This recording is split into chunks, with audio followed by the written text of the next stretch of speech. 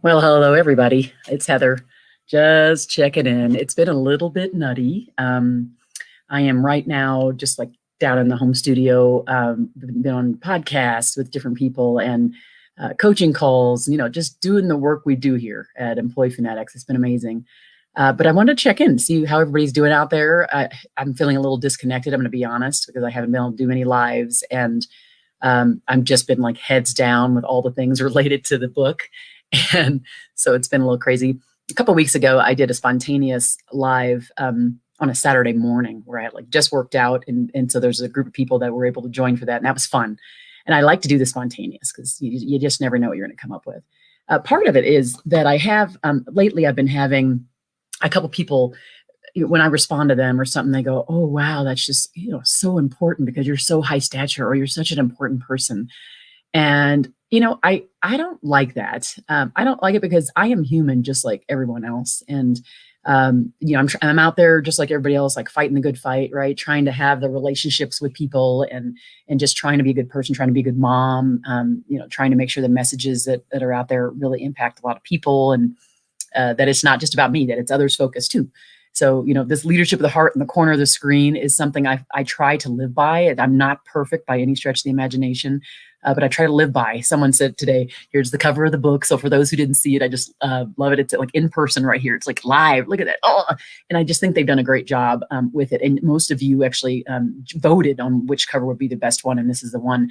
But when we looked at this, someone said to me today, your energy is reflected in your book cover. And so your book cover is completely aligned. And he didn't understand, the person who said it. It was just a podcast host. He didn't understand how important that is for me. Like making sure that I am congruent in every aspect of my life is a really big focus. I feel like integrity, personal integrity with who we are is just so critical. I want people to know that I am who you see. This is me. This is Heather. This would be me. So the people that reach out and they ask me for recommendations and I write a recommendation, they're like, "Oh my gosh, you took time." Or, "Oh, I want to talk to you. Can I talk to you about this thing?" As like an informal mentor conversation. And I take the time and they're like, "What?" Like they just can't believe I'm willing to take the time. And it's because we are all humans. We were on this planet to be here for each other. I feel like I'm here for reasons. And that also includes uplifting others and supporting other people. And so it's not just the Heather show. It's the us show. It's the we show. And how can we continue to touch lives around the globe in our own way, in our own shoes, is really critical. As I've been doing a lot of training recently on this whole thing of just really be talking about empathy and compassion. And what I've been discovering for myself, particularly in this last year, is no matter what I train on, empathy and compassion are the foundation for those things. And of course, it's in the book. But when we think about whether it's someone we're having a conflict with at work, or we are having to have the discussion on the diversity, equity, inclusion side, and it's a tough side to go in, and we're leery and we don't know really how to address it, how to go at it. If we lead with empathy and compassion, we just get that much further, and we just show up more human. And in the end, caring leadership really is about showing up more human. And so that's why I always like to drop in here, with those messages, the messages of, by the way, we're all human. Sure, I have a couple books. Sure, I have things I do. Those are all great and wonderful, but I have to, do my workouts. I have to eat well. I have to, have time with my kids. I have to just take care of me. All the things I talk to you about, I have to live those. And if I'm not living those, then I'm not congruent, then I'm a hypocrite. and I don't like to live my life that way. So, anyway, is anybody out there? I can't see because it's hard for me to know who's where. So if you're out there, say hello, where you're tuning in from. Obviously, this is going to go on YouTube. It'll stay on YouTube, Facebook, and LinkedIn. And so you can always see it later if you're not able to join now. But if you're out there, tell me who's there. Say howdy, Heather. And how are you feeling right now? What's with all the stuff that's going on? How are you feeling? I'm in Colorado, so there are those instances of things that happen. Hi, Adriana. Oh, awesome. And I'll answer your questions too. I'll look at the questions too. I just want to give you a little feedback or update. So I'm in Colorado, and we know that there were the shootings that were in Boulder, and it's, impacting everybody's psyche quite a bit, just as all the other things did last year. It's just, we are going through a really tough time. And I always talk about adversity and resilience and how to overcome and the reframing process that goes into that. On this, at the same token, there are a couple things that, I want to make sure that we are aware of, that while we're going through all this, while it's important to kind of try to be positive, try to keep looking forward, try to be the solution to things, it's equally important is to reflect on what's happening. And we obviously can't do anything about the exact incident, but what can we do in the future to prevent those types of things from happening? Is there anything at all within our control to be thinking about what's in our sphere and what we can control and what we can do about these things? The other thing is that we have to exercise self-care. I mean, we have to take time for us. Was it last week I was filming for courses. Hey, Rich. Oh, you're in Broomfield. Good to see you. Wow. You're even closer to the source. It's been a tough time. So this last week, like on a side note, kind of going back to this whole process is going into this book. Last week I was filming for courses that are going to go in this Caring Leadership Academy. And I felt myself, one day I was just like going. And then I felt myself just being like, I cannot film another thing. I cannot do this thing like one more time. I need to take time for me. And so I decided to take a break. And I mean a full break where I was like, I'm not like going to do things online. It was probably like 2:00 in the afternoon and my kids are coming home and I'm like, I'm just going to sit with you guys. We're going to watch TV and kind of cuddle and we're just going to do whatever. I needed to take that time for me because I can be the person who just kind of march forward. Let's do it. Let's get it done. And I think in the end, we have to all know that we have to take time for us. And I talk a lot about that in this book. When we think about caring leadership, what that really means for us is we have to show up first for ourselves. We have to give ourselves grace. We have to give ourselves self-care before we can decide to help other people and support other people in that way and lead people well. So that's a big one. Let me look, Adriana. So I'm a young professional and hope to get your guidance on how you can take on or ask for leadership roles in a working environment. I was just getting off the call just before this, a coaching call with an executive, and he was kind of talking about this idea of people that want to be promoted and how do you address it. I would say, first, definitely being very clear about your when you have a one-on-one with them, so requesting a one-on-one. If you don't get one-on-ones, hopefully you are getting a one-on-one time with he or she. But letting them know kind of what your goals are. Say, can we talk a little bit about goals? You can just, if they don't ask you, you can say, can we talk a little bit about goals, a little bit about our initiatives and goals and things that I want to do, and just put it on the table about where you'd like to go. But then also ask them from their perspective, what it is that they think you need to do to get to the point where they're confident enough to promote you. And if they aren't in a position to promote you or there aren't any open positions, would they be then in a position to recommend you for a promotion in another department? So I just hired another employee at Employee Phonetics, and the young lady did a great job during the negotiation. And she was very clear about, where she saw herself, what role she was playing. And she's a young professional too.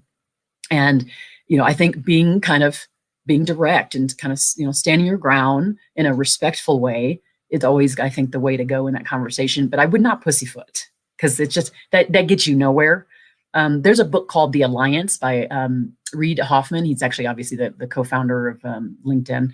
And I would go check out that book. It's really good because it talks about, and obviously it's great for leaders to have this too, but it's good for you to look at it. It just talks about this idea of having an agreement from the beginning of any working relationship where the leaders talk to you and you talk to them about your tour of duty, as they call it. And it is really like, how long do you intend to stay there? And then you check in at different intervals to see if you're still at that same time frame of staying there and what's required from both sides. So from the manager side and from your side to make you want to stay or stay longer or take on more projects. So I love it because it just kind of illuminates how this process can be. It can be process focused. It can be something that we know it has a cadence and there's a regularity to have the conversation. So that's what I would say, Adriana, is to be direct, set the time for it, put it on the table. Even if it hasn't been put on there, you can put it on the table, and be patient. And then again, ask them to be specific about what the steps are required for you to move up. That's what I would do. Hopefully that helps. I'm glad you're here with me. Like I said, sometimes I try to promote these things, and the last couple I haven't had it in me to have the planning behind me, but thinking, just to jump on here and let you know. So, someone asked me, well, how is it to write the book? Well, the process for writing the book was, pretty intense because I did it during the first few months of the pandemic is when I wrote it. And then, of course, all the process of doing the audiobook and all of those things that went into it. But I have to tell you, my heart is in it. I always like this leadership of the heart in the corner of this thing is who I am. I am that. I try to be that in everything I do.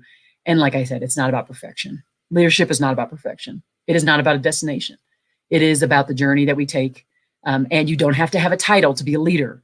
You might aspire to be a manager, right? To have a title, to have more oversee people and have that more responsibility. But in the end, in our own shoes, we all have our own ability to lead others through influence. And we do that. We expand our influence by developing strong relationships with others, relationships of trust. And so that's something that all of us can aim for, whether we have a manager title or not. But anyway, it's been an interesting time. This whole idea again of, oh, I'm this author. Oh, I'm speaking on these shows. Oh, I'm all these things. I'm all these in the bag of chips. I cannot stand that because it drives me nuts when people put airs on about themselves because they've achieved certain things. Yes, we have to protect our time. And so I can't talk to like every single person under the sun for 50 years, which is why I like to come on here. If somebody wants to ask me questions or wants to hear what I'm saying and I want to hear what you're saying, give me updates on what's happening with you so I can feel connected and not disconnected. But in the end, none of us are better than the other, and none of us should be treating anybody that way. And just know that will not happen. I could care less if the book becomes a wild success and everything just starts to roll. I will always be me, and that's the way it's going to stay. I'm sticking to it. So what's else? Who else is out there, and what else is going on with you? Share stuff. Anybody going on vacation?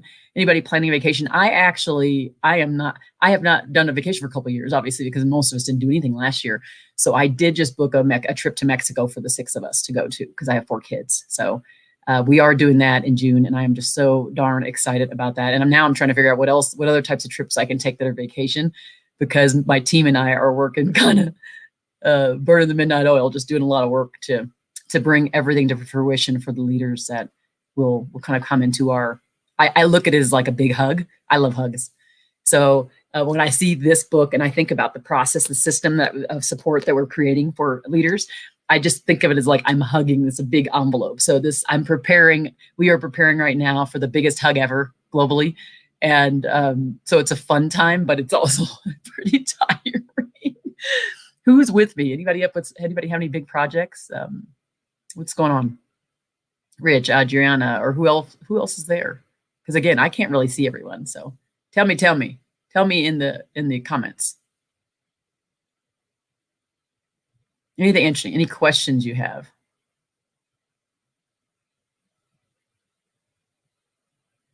The one thing that I've been noticing lately is I really have never had a huge tolerance for folks that blame people or make a lot of excuses for why something didn't happen or why they acted in one particular way.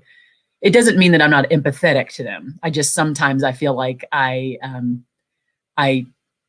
there's only so much of that, so much of the oh woe is me thing that I can take, because I tend to be a person who empowers others, and I empower myself, self-empowerment. And I don't like to take, Adriana, I'm not a huge person that likes to take no for an answer. So even though I may be a no initially, there was this philosophy that I learned early on in my career that is, if they say no, you say next. If they say no, you say next.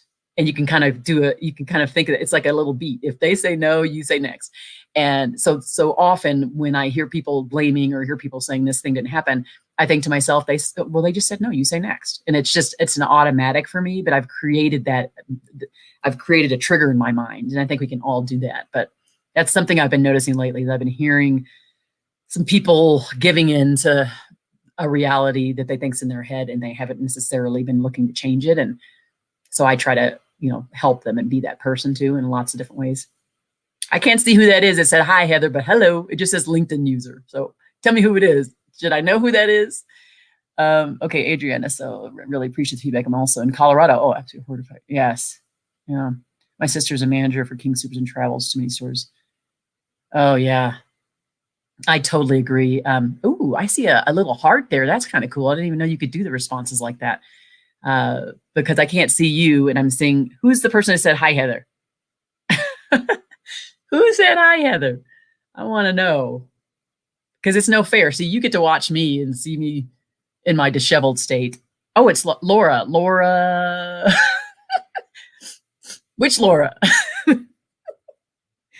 Uh, because I know a lot of Lauras.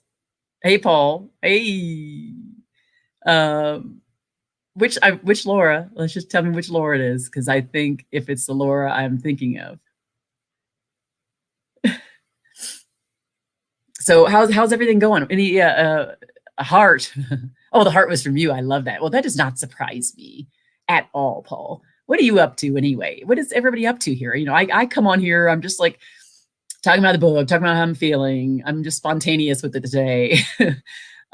Trying to be always leading with the heart, trying to be congruent in who I think I am, congruent with my values. Oh, that Laura. Hello there, love. I've been watching you on your walks and with your doggy and stuff and your runs. So hello. How are you? How's the job search going? Is that going well? Or did you already land somewhere? Any prospects? Because sometimes you never know who's in up on these lives. So if the lives are here and there's people on them, you never know who's here. If they know, there could be something that opens up. So I just wanted to connect, because what happens when you're in this book process. So for those who haven't seen it, it's so beautiful. The cover is beautiful, and I love the cover so much. It does speak to me in a way that from the perspective of art. So it does speak to me that way.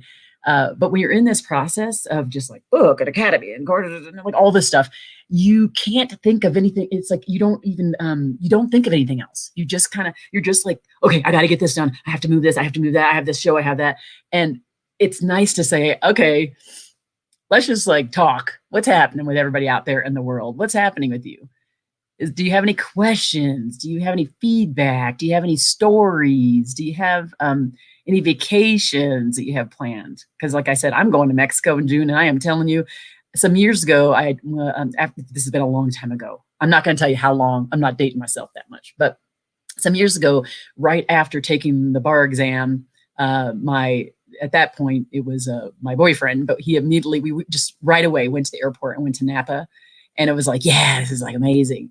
In San Francisco, and just did some, and it was fun. It's kind of like I finished this really big thing, and now I get to go conquer. I'm going off now, right? And that's where I'm at right now. I'm like, I cannot wait. April 13th is the book launch date, and I'm just like, I wish the trip was closer to that, but my kids are in school, so I have to wait until they're out of school. I've got one kiddo going to college. Oh gosh, in August, which is crazy. And then I have another moving to high school, another will be a junior in high school, and another one moving to middle school. So it's just, the movement is nuts. The life is crazy. If you ever wonder what's behind like the smiley face and the this and this and all the posts you see, this is the life here. This is not me twiddling my thumbs and laying on the beach here. This is a lot. It's a lot. So I'm excited because I did just hire my second employee, so the second team member. We have there's probably like a 8-person team that helps to make the machine move with all the stuff we have going on. But it's my second team member who will be completely dedicated full time to Employee Fanatics and all the work we do. So I'm so excited about that. It's great news for sure. And I think she's going to be an amazing fit. She's just hungry for growth. Her name's Ashley. And Monica, who was the first team member I hired 6 months ago, is just kicking some serious tuchus. I am not going to lie to you. So I'm just feeling very blessed and fortunate right now to have that team. And then the other thing, thanks, Laura. And then the other thing, I don't know if you're seeing it, but all the people, there's 80 leaders in this book that I mentioned that are from my podcast. And I sent everybody an advanced copy with t-shirt. And so you're starting to see people just like take to social media with the book and all their comments and wearing their t-shirts and things like that. And so that's been really exciting to see. But I think with all of it, nothing's really accidental. I mean, so the process that I'm going through is not an accidental process. There was a true intention behind it. And if I could leave you with anything, with any today, is to be consistent and intentional in whatever it is you do. Because that gets you further than the one and done or the big boom things. Being intentional, so kind of setting out to say, when I do this, this is the impact I intend. When I do this is the impact. So like, for example, working out. I work out 6 days a week. The intention is to stay fit, right? Is to continue to, I'm going to be 50 this year. So it's to try to make sure I can stay in, having muscle there.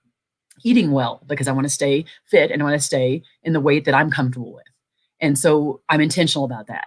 I'm intentional about my relationships. When I reach out to someone, I'm intentional about what that message needs to be because I want to produce a feeling in them because I want them to feel good. I want them to feel valued. The same thing is with team members. So everything is just like super intentional. There's just a very few that are accidents. There are some coincidences. There are obviously the like the 6 degrees type of thing. But I think in the end, if we are more intentional about how we show up, more intentional about all the moves and stuff. Yes, Paul. I will be 50. August 15th, I will be 50. Craziness. So I have goals. But see, this is about being intentional. So what are the goals? I have goals like, physical goals and mental goals and professional goals and relational goals and things like that. So I would just say that, like, this, when you see people out in social and you're like, wow, they're really like doing great things. Wow, like they must be just like this. I've had 2 people this week tell me or say something like, oh my gosh, that's so amazing, especially coming from you and all of your amazing stature. And I'm just like, oh gosh. Anybody who knows me knows I hate that. It is all about connection and relationships and humanness. And I hate that. Oh, I didn't know that, Laura. You joined the 50 Club. Well, you've been running, so you look great. I mean, you've just been keeping yourself together. Yeah, so I don't know. Again, the connection, I just wanted to drop in, and I'm just going off on a tangent here, talking about all kinds of things. I want you all to, again, if you want to share what's going on, what's happening, what is happening, I want to know, because I do feel there is a disconnect between being this like ho-ho author and then everybody all the other things that we're doing. So right now we're really busy with what we call listening sessions in the diversity, equity, inclusion space. And so we've been helping organizations listen more effectively. What we do at Employee Fanatics is create cultures of listening for organizations. So we help them do that. But we've been doing listening. And see you later, Paul. Good to see you too. We've been listening a lot to employees and all of the concerns that they have, mostly those that are the disadvantaged or the groups that are underrepresented in the workplace, and how they've been feeling about the workplace and how they feel about, they being able to be promoted and being included and being themselves and all of that. And so it's been really enlightening. The one thing that's become real clear for me is that really we build empathy. We gain more empathy by listening to other people's stories, and we can help others grow in empathy by sharing our stories. So if we want to, what we do is we help grab all those stories, we listen, we grab the stories, and we give it to the leaders who can hopefully to help them grow in empathy, and then they can go do something to change the experience so that the stories can change and to be more positive. Because what we hear a lot are a lot of microaggressions in the workplace against, folks that are Asian, folks that are Black or African American, those are Latino, Hispanic. Somebody who's from Mexico is not somebody who's from Colombia. And the things that are said to different people, it's just crazy. There's no individuality. People are lumping people into these categories and aren't thinking about or respecting who we are, who each person is as a human. So it's been really a good process for me and my team to go through, to continue to put ourselves in other people's shoes, because we don't have all the same lived experiences, right? They're different. So hopefully you all will take some more time to listen more intently to other people and their unique experiences, try to step out of your shoes and into theirs to live just a little bit of their life. Maybe it's through the stories that you hear, but those will be some big ones. So intentionality, consistency, listening more deeply, empathizing with people more. This will not be a surprise to you who know me and are out there with me in the world and have had connections and calls with me. But this is what I stand for. And I think, figuring out what we stand for makes all the difference, because that means everything we do leads us to that level of congruency that's there. So ask yourself that question. That might be the last thing I say today is, Adriana and Laura and whoever else might be on here, what do you stand for? And what are you really clear on that? And what direction are you going? What's the pinpoint for you? What's the bullseye for you to make sure that you're staying on track with that? Because I'm on my journey of trying to just remain congruent. I'm on my journey every single day. And it is not easy. And it is not a journey of perfection or to perfection. It's a journey of continuous improvement and every day making small tweaks. So I'll see you around. Believe me, you'll see me around. Hopefully you stay well, stay healthy, and be well.